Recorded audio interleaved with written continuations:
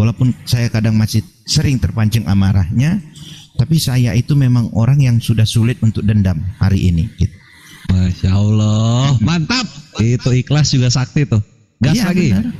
Jadi kalau makanya saya katakan banyak ilmu yang berharga di dalam Islam itu yang bisa kita ambil dan bisa kita gunakan dalam kehidupan kita, begitu. Ilmunya saja sudah bermanfaat, apalagi Islamnya, gitu ya. Itu jadi saya itu tahu tentang hukum Islam itu ketika kuliah, tetapi sebelum kuliah karena saya lahir dan besar di kalangan umat Muslim, saya itu langsung melihat bagaimana kehidupan umat Muslim itu terhadap saya yang jelas-jelas beda agama, begitu beda keyakinan. Saya itu satu-satunya, keluarga kami itu satu-satunya Kristen. Itu radius 10 km itu sisanya Muslim semua, keliling. Kayak gitu ya. Seandainya kami memang dibenci mungkin sangat mudah ya. Mungkin usia kami di tempat itu nggak sampai setengah hari mungkin melihat dominannya kami dan tetangga-tetangga dan saudara-saudara umat Muslim. Bahkan saya itu menemukan satu hal yang membuat saya itu yakin, meskipun saya di situ belum begitu paham tentang apa itu Islam, tapi saya yakin orang Islam itu baik, umat Islam itu baik. Begitu itu saya alami ya, bukan saya dengar ceritanya, enggak begitu. Nah, kemudian setelah saya mulai belajar hukum Islam ketika saya kuliah, saya itu berpikir begini, kok ada ya satu agama yang sekomplit itu ya, sangat-sangat komplit, lengkap. Kok ada ya agama selengkap ini, begitu? Karena saya belajar hukum Islam itu ada yang namanya ilmu hadis ya. Ilmu hadis ini tentang ilmu tentang kaidah-kaidah ya, keberadaan dari sanad atau matan, begitu. Ternyata hadis inilah yang menjadi kontrol, begitu, atau panduan atau langkah ketika umat Islam itu terlahir ke dunia lalu menjalankan kehidupannya, begitu. Ada semua, tidak ada yang tidak ada, ada semua. Sampai dia mati pun ada hukumnya, begitu. Jadi selama ada di dunia itu ada hukumnya. Tidak ada yang tidak ada hukumnya, begitu. Nah, kemudian saya coba dong komparasi dengan apa yang saya imani, begitu ya. Saya coba dong, di mana ya ada enggak bersinggungan, garis yang bersinggungan antara Islam dengan Kristen ini, di mana ya? Saya bukan cari perbedaannya, begitu. Karena saya yakin Islam itu yaitu ajaran dari turunan dari Nabi Ibrahim ya, itu. Kemudian saya coba cari persamaannya begitu. Ternyata banyak ya, sangat banyak kesamaannya. Bahkan yang di dalam saya imani itu diatur secara garis besar. Contoh nih, saya contohkan ya, biar teman-teman bisa merekonstruksi ya. Bang Lol juga biar bisa mengkonstruksi. Contoh nih, hukum Taurat. Ya, hormatilah orang tuamu agar lanjut umurmu di bumi yang diberikan Allahmu kepadamu. Begitu ya. Itu ada dalam Alkitab. Tetapi pendalaman tentang bagaimana yang dimaksud menghormati itu, apakah menghormati menunduk atau menghormati iya saja, nggak ada secara terperinci. Nah, itu ada dalam hukum Islam. Ada dalam hukum Islam. Itu dibahas sampai apa akibatnya, dampaknya ketika nanti di akhirat apabila seorang anak itu tidak berbakti kepada orang tuanya. Bahkan dikatakan amal ibadah dan puasanya tidak diterima oleh Allah. Luar biasa ya. Jadi siapa yang berbakti kepada orang tuanya itu karena ada yang mau dia pertanggungjawabkan di hadapan Allah. Jadi bukan karena orang tuanya saja, tetapi karena Allahnya, gitu loh. Nah, itu pernah kemarin saya ilustrasikan. Seandainya saya terlahir dari seorang perempuan yang gangguan jiwa, mungkin dia tidak tahu saya anaknya, dia tidak sadar karena ada gangguan jiwa ya. Tetapi Allah tahu bahwa saya punya orang tua, saya punya ibu, sehingga saya tidak bisa bohong di hadapan Allah. Bohong di hadapan ibu ini bisa saja, karena dia ada gangguan mental, gangguan jiwa. Tetapi di hadapan Allah saya nggak bisa bohong. Sehingga dengan adanya penjelasan yang terperinci tentang berbakti kepada orang tua di dalam Islam itu, kita tidak salah dalam menjalankan hukum itu. Kita tidak keliru. Kalau kita mengacu kepada 10 hukum Taurat, hormatilah orang tuamu. Hormatinya seperti apa, bos? Gitu loh. Ya saya hormat, saya nggak pernah melawan, saya nggak pernah ini, tapi dalam hati saya dongkol.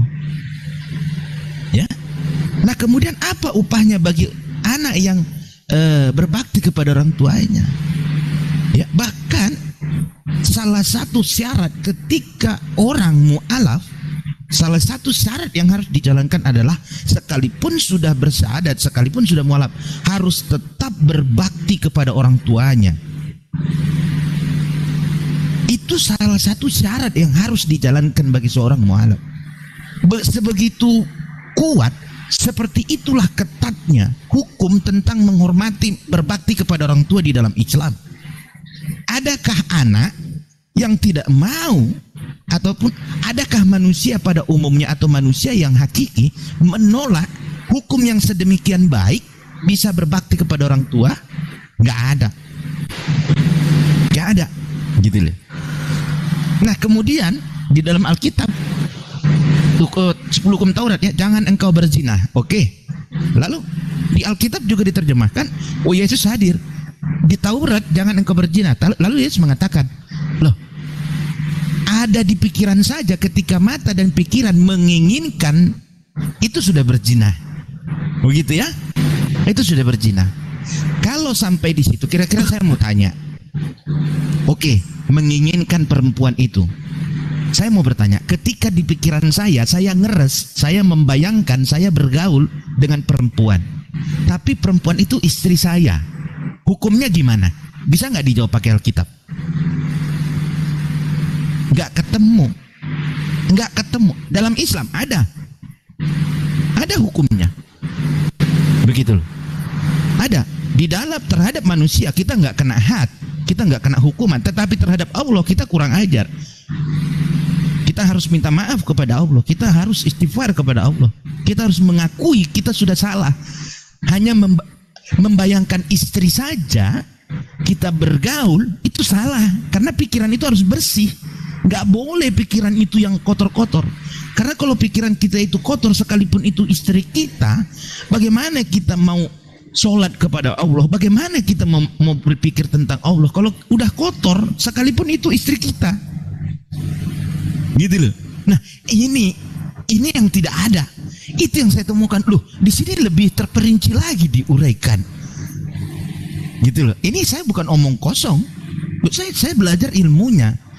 Tentang dalilnya, ya mungkin insya Allah dalam waktu, sepanjang waktu berjalan, mungkin saya akan pelan-pelan pelajari dalilnya itu tadi. Tapi tentang ilmunya, itu saya tahu dan saya pelajari. Bahkan sampai apa yang ada di pikiran kita itu dicerna, itu diuraikan sedemikian rincinya. Nah, gitu loh. Bagaimana kita masih mengatakan Islam itu nggak baik, Islam itu nggak benar, gitu loh. Bagaimana itu, gitu. Makanya saya selalu menentang ketika ada orang bilang, oh Islam itu mengajarkan tentang teroris. Begini, itu orang-orang yang hanya nonton berita, itu orang-orang yang hanya baca artikel. Tapi bagi orang yang sungguh-sungguh mempelajari, khususnya ilmu Islam, wah, tidak ada agama yang saya tahu sekomplit agama Islam. Tidak ada agama sekomplit agama Islam. Ternyata pendapat saya itu sama seperti Deddy Kobuzer. Deddy Kobuzer juga itu ketertarikannya terhadap Islam itu tadi. Ya, sampai masuk ke kamar mandi pun ada hukumnya. Mau tidur, bangun tidur. Itu. Jadi kita mulai dari bangun sampai tidur, bangun lagi, itu semua ada aturannya agar kita itu hidup di dalam jalan Allah, hidup di jalan Allah, gitu loh. Sehingga apapun itu yang kita lakukan menjadi ibadah. Bernapas, bergerak, bekerja, berpikir, apalagi ya tidur pun itu, gitu loh. Sampai bahkan kalau kita pelajari betul-betul sungguh-sungguh ilmu Islam itu tadi, bercerai itu bisa menjadi satu ibadah. Mungkin orang bilang, wow, masa cerai ibadah gitu ya, kalau lihat cerainya. Tapi kalau kita dalami lagi tentang hukum Islam itu, ketika Anda diberikan pilihan, pilih pasangan atau pilih Allah, apa yang Anda pilih? Pasti Allah. Jalannya bagaimana? Harus bercerai agar Anda pilih Allah. Dengan begitu cerai menjadi ibadah. Ada cerai itu menjadi ibadah, ada. Bukan semua cerai itu jelek. Oh, jangan salah. Ketika dia punya suami seorang laki-laki yang suka mukul, mabuk-mabukan, bahkan mengajak istrinya mabuk, mengajak istrinya nyabu. Ada dalam kehidupan manusia, ada itu. Nah, hal yang demikian, kira-kira ketika bercerai jadi ibadah apa enggak? Boleh cerai menjadi ibadah ketika apa? Yang pertama, cerai itu menjadi jalan akhir. Yang kedua, cerai itu adalah untuk mendekatkan Anda kepada Allah. Yang ketiga, cerai itu karena pilihan Anda lebih memilih Allah daripada memilih pasangan Anda. Itu cerai menjadi ibadah. Kira-kira yang demikian ada tidak di dalam kitab-kitab lain? Yang sepanjang saya coba pahami, saya pelajari, belum ada, hanya ada di dalam Islam. Hanya ada di dalam Islam yang seperti itu. Itu yang saya pelajari. Begitu. Nah, itu dulu untuk sementara, biar jangan kepanjangan, gantian yang lain. Ya, silakan Bang Lol. Ditanggapi dulu gimana? Udah adem belum hatinya? Bang Lol menyimak? Iya. Atau Gurunda Juma mau naik? Nanti saya gantian sama ini. Bang Lol dulu, silakan Bang Lol. Biar makin mantap gitu belajar keislamannya. Silakan Bang Lol.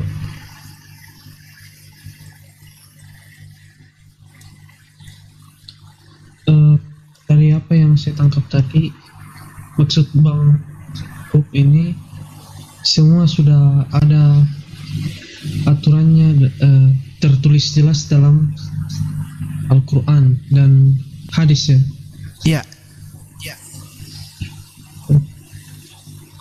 Atau gini, sebentar Bang Umar gantian sama Bang Juma sebentar ya, biar Bang Juma nanti yang ngasih ini Bang Lol ini. Ini tinggal berapa jengkal lagi nih? Oke, lanjut. Ya, jangan kemana-mana tapi. Silakan Bang Lol. Nah, andai kata saya memilih mualaf, itu cukup sulit karena yang pertama keluarga saya menentang, dan kedua kemungkinan besar saya tidak akan mendapatkan finansial lagi. Nah, ini emang kompleks ini kalau masalah ini ya Bang Bob. Baik. Bang Lol, apa yang abang katakan itu satu resiko yang harus dihadapi. Satu resiko, satu perjuangan yang harus dihadapi. Kalau menurut saya ya. Begitu. Yang pertama, tidak akan disetujui. Itu pasti. Tidak disetujui itu karena apa? Karena ada rasa sayang antara keluarga Anda dengan Anda. Tetapi, ya, saya katakan, tetapi ketika Islam itu bisa membuat Anda lebih baik, ketika Anda mu'alaf, Anda menjadi anak yang betul-betul berbakti, saudara yang baik, menjadi seorang anak yang beradab, menjadi seorang anak yang sopan santun, yang berilmu, ya. Siapa saudara atau keluarga Anda yang tidak suka dengan Anda?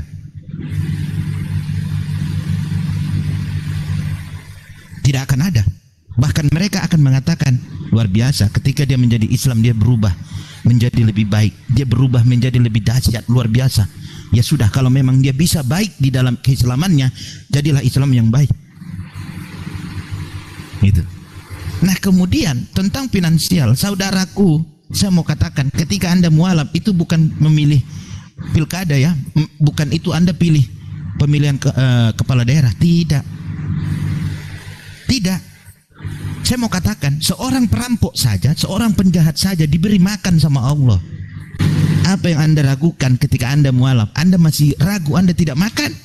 Anda akan ragu, Anda akan hidup kelaparan?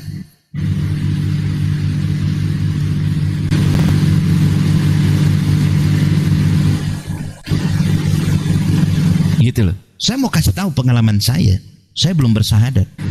Ya, tetapi saya sudah pernah, karena keyakinan saya, karena yakin saya bulat, saya sudah pernah membacakan Al-Fatihah itu untuk menolong seseorang. Saya mau cerita tentang bagaimana ketika Allah itu berkehendak ya. Saya baca Al-Fatihah itu. Saya hanya terus ber-Al-Fatihah.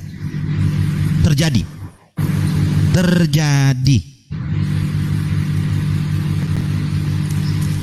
Tidak ada yang tidak akan terjadi ketika betul-betul kita percaya kepada Allah itu, saudaraku. Gitu loh. Ya. Jadi gini kok sedikit ya Tuan Guru ya. Jadi ini sebenarnya begini. Kondisi psikologis ini sangat-sangat kita maklumi ya. Kami memaklumi itu. Tetapi yang berada dalam situasi seperti ini bukan hanya satu atau dua orang. Banyak. Yang diketahui saja banyak, apalagi yang tidak diketahui. Tapi ini bukan soal seberapa banyak orang yang berada dalam situasi ini atau seberapa seberapa banyak orang yang sedang berada di fase seperti ini. Nah, begini, hidup ini butuh metode. Hidup ini butuh tatanan. Bahkan di dalam Islam itu menegaskan soal tata cara berkehidupan. Itu jelas. Tadi Bang Bob sudah memaparkan seluruh aspek kehidupan diatur di dalam Islam, khususnya terhadap orang tua. Ini khusus. Tidak ada dibenarkan di dalam Islam ketika seorang anak ya memiliki perbedaan akidah dengan orang tua, yang mana anak itu Islam lalu kemudian orang tuanya non muslim, lalu dia memiliki hak seolah-olah terputus ikatan lahiriah atau rohaniah antara anak dan orang tua. Oh enggak, kedudukan orang tua tetap tinggi terhadap anak, bukan terhadap Allah. Terhadap Allah tidak ada kedudukan, tapi anak sampai tewas, apalagi seorang anak laki-laki, wajib tetap menghormati orang tuanya. Maka ketika kita menghadapi fase-fase atau sedang menjalani fase-fase seperti ini, apa yang dibutuhkan? Metodologi.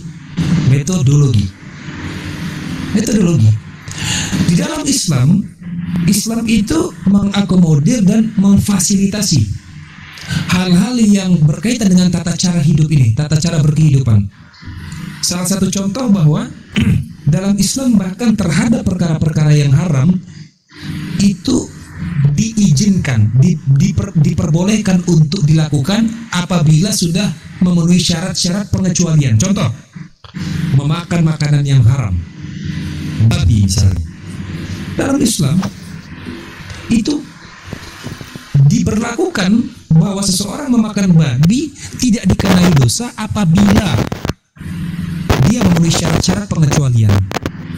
Satu, apabila tidak ada makanan lain, yang ada hanya makanan haram, lalu kemudian ketika dia tidak memakannya akan membawa lebih banyak mudarat, yaitu kematian, maka dia diperbolehkan untuk memakan yang haram itu. Di dalam hutan misalnya kasusnya diperbolehkan.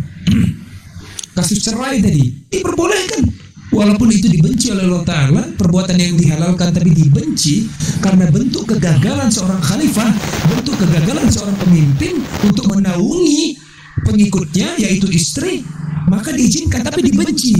Yang Allah benci adalah kegagalan seorang pemimpin untuk menaungi pengikutnya yaitu istri. Itu yang dibenci Allah Ta'ala. Itu pengecualiannya diperlakukan. Nah, terhadap orang tua ada tidak pengecualian? Nah, ini harus dicatat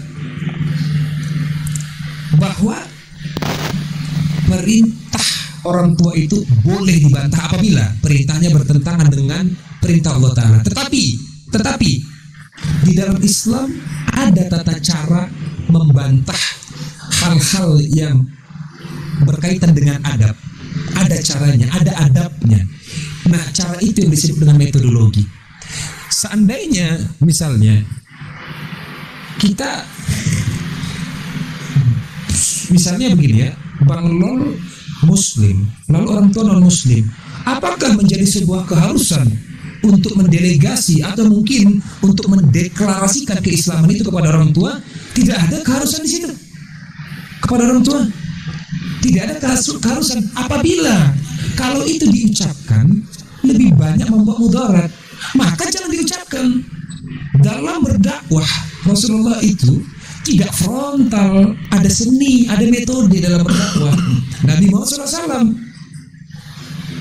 bagaimana Islam diperkenalkan di Indonesia itu juga dengan menggunakan cara supaya tidak membentur kebudayaan, kultur. Maka para wali berdakwahnya dengan menggunakan seni, salah satu seninya wayang.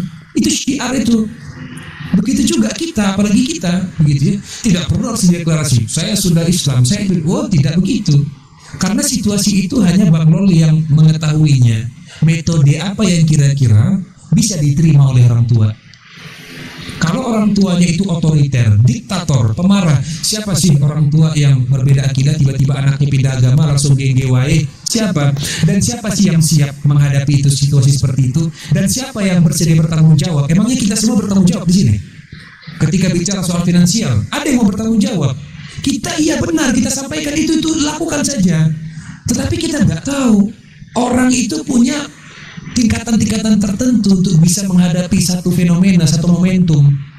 Ada yang ketika orang ketemu kuntilanak langsung tewas, jantungnya nggak kuat. Ada yang ketika ketemu kuntilanak malah ketawa-ketawa karena dia anggap itu biasa saja. Nah, kita nggak tahu kondisi situasi psikologi dari Bang Lol. Tetapi ingat, segala sesuatu itu ada caranya. Semua pertanyaan itu ada jawabannya. Semua pertanyaan ada jawabannya. Termasuk juga hal-hal kayak begini. Banyak caranya. Yang penting bagaimana kita bisa menjadi orang atau menjadi orang yang selamat. Maka Islam itu artinya selamat. Di dalam perjudian ini hanya ada dua pilihan, menang atau kalah. Menang atau kalah, cuma itu pilihannya. Waman hayatad dunya illa la'ibun wa lahun. Udah jelas kok, dunia ini hanya permainan. Allah yang bilang, bukan kita yang bilang, Allah yang bilang. Dunia ini hanyalah permainan dan senda gurau. Di dalam permainan itu sudah pasti ada yang kalah, ada yang menang. Kan begitu. Setidaknya ketika saya dan keluarga saya misalnya 5 orang, lalu kemudian saya memilih untuk supaya semuanya tidak selamat. Oh janganlah, minimal harus ada satu yang selamat. Alangkah lebih baiknya semuanya selamat. Bagaimana cara menyelamatkannya? Jangankan di dalam agama, untuk orang yang tenggelam di sungai saja menyelamatkannya ada caranya. Kalau kita menyelamatkan orang yang sedang tenggelam dengan cara memeluk atau memegang tangannya, maka dua-duanya akan mati. Pasti ada metodenya. Salah satu metodenya itu orang yang tenggelam harus dipukul dulu supaya dia lemas. Habis itu dia ditarik rambutnya atau kepalanya, ditarik, diseret dia. Kalau kita pegang tangannya, wah dia panik kan, dia gapai, tenggelam dua-duanya. Banyak kasus itu terjadi. Semua itu metode, semua itu soal cara. Jadi bukan berarti karena kita belum menemukan caranya, bagaimana cara kita bersikap, bagaimana cara kita berlaku, seolah-olah kita menunda kemenangan. Nah itu keliru juga, itu tidak bijak. Kan begitu. Jadi jangan lagi kita dihuni oleh kekhawatiran, jangan lagi kita dihuni oleh kecurigaan. Kita tidak ada sesuatu yang pasti di dunia ini, di dunia ini. Yang pasti itu hanya Tuhan saja, Allah Subhanahu wa taala. Sudah kalah selesai. Cuman itu yang pasti. Kan begitu. Nah, kita berada dalam ketidakpastian, maka kita diharamkan untuk menebak-nebak. Contoh, kalau saya seandainya orang tua saya tahu, pasti leher saya ditebas. Siapa yang bisa memberikan satu garansi itu? Siapa yang bisa ngasih satu garansi itu? Sudah pasti ditebas. Yakin sudah pasti ditebas. Ternyata bukan hanya karena pindah agama yang ditebas, ketahuan mencuri saja kita bisa ditebas, jangan-jangan. Kita bisa dibunuh ternyata hanya karena ketahuan mencuri, bukan ketahuan pindah agama. Jadi itu tidak bisa dijadikan alasan. Kan begitu ya? Kita hanya bisa berupaya untuk menciptakan satu potensi yang mana yang paling berpotensi supaya kita bisa mendapatkan manfaat. Nah itu yang harus kita perjuangkan. Manfaat itu yang harus kita perjuangkan. Selebihnya hidup ini akan penuh dengan konsekuensi. Bahkan semenjak ada makhluk hidup di dalam rahim seorang ibu, di saat yang sama dia sudah dikenai konsekuensi. Baik itu dia mungkin gugur dalam kandungan, mungkin hamil anggur, atau mungkin pokoknya itu manusia itu selama hidup pasti akan ada konsekuensi. Hanya orang mati yang nggak punya konsekuensi. Ada juga sebenarnya ketemu dengan mungkar dan nangkir kan, selamat datang, surprise motherfucker, terlambat Anda tobat, maka silakan nikmati cambukan kami, rantai kami yang penuh dengan api, kan gitu.